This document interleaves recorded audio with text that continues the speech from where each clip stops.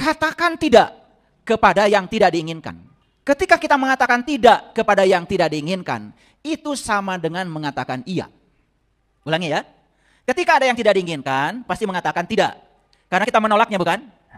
Semakin menolak yang tidak diinginkan, semakin mengatakan tidak, sebetulnya alam semesta memahaminya bahwa kamu mengatakan iya.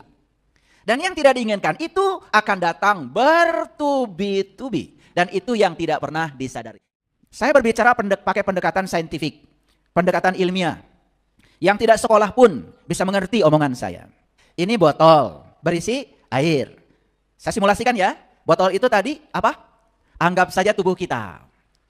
Air yang ada di sini, anggap saja itu adalah kekuatan positif yang ada pada diri kita.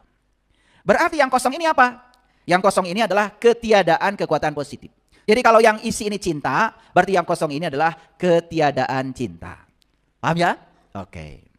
Sekarang saya ingin menambah air. Berarti menambah apa? Menambah cinta. Menambah kekuatan positif. Gimana caranya? Dibuka tutupnya. Udah dibuka? Buka. Terus supaya airnya bertambah, supaya kekuatan positifnya bertambah, berarti saya harus memasukkan air. Apa yang terjadi kalau saya memasukkan air? Yang terjadi, ya, jumlah air di botol ini bertambah dan jumlah ruang kosong dengan sendirinya hilang tanpa diusir. Setuju ya? Kalau kekosongan ini adalah ketiadaan cinta, kita tidak mungkin menghadirkan cinta dengan cara mengusir ketiadaan cinta. Lanjut. Kalau air ini adalah hal yang kita inginkan, kosong ini adalah hal yang tidak kita inginkan, jujur. Begitu kita mendapatkan yang tidak diinginkan, yang kita lakukan selama ini apa? Mengusir yang tidak diinginkan atau fokus kepada yang diinginkan? Jujur, jujur. Mengusir yang tidak diinginkan. Berarti logikanya ingin bertambah cinta, tetapi mengusir ketiadaan cinta. Bahkan kita berjuang untuk melawan kekosongan dengan cara mengosongkan kekosongan. Hasilnya apa? Air tidak pernah bertambah. Setiap manusia itu punya metode ilmiah. Cara berpikir setiap manusia itu sama. Otak kita dirangkai dengan cara yang sama. Diciptakan oleh Tuhan yang sama. Sumber kita sama. Jadi aslinya kita itu sama. Lalu apa yang membedakan satu manusia dengan manusia yang lain? Yang membedakan itu bukan otaknya. Yang membedakan itu adalah program yang dimasukkan ke dalam otak. Kita beli HP yang sama nih, sama mereknya. Ini hardware namanya. Setiap orang punya selera. Mau diisi program apa? Mau diisi aplikasi apa? Setiap orang bisa beda-beda. Akhirnya kinerja dari HP ini menjadi berbeda bukan karena HP-nya, tapi karena program yang dimasukkan ke dalam HP itu.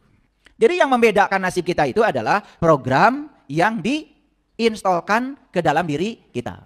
Siapa orang pertama yang ngasih program kepada kita? Ya orang tua kita. Dalam psikologi disebut figur otoritas. Lalu dari kecil kita disuruh ini, suruh itu. Berbagai macam program dimasukkan ke otak kita.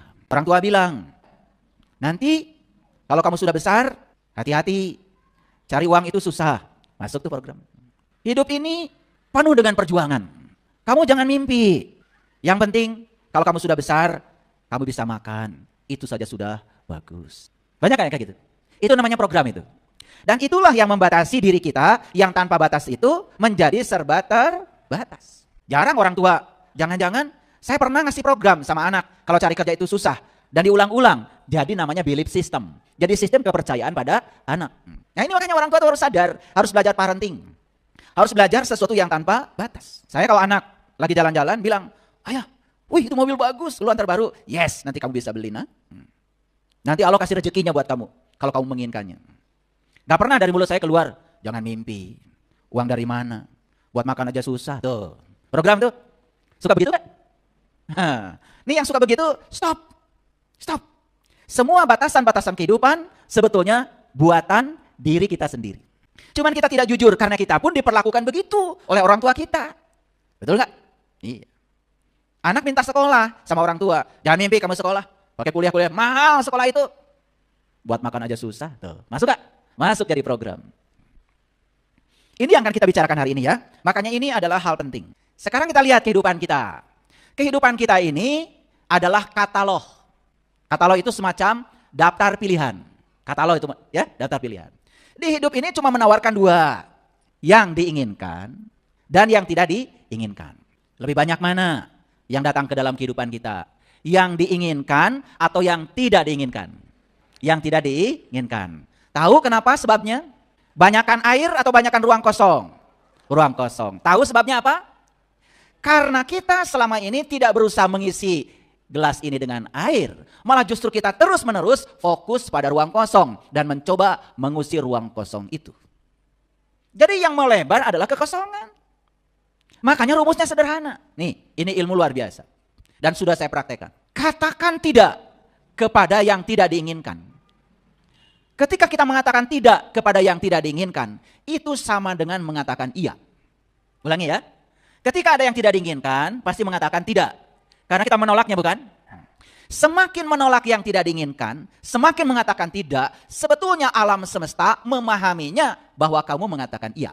Dan yang tidak diinginkan itu akan datang bertubi-tubi. Dan itu yang tidak pernah disadari.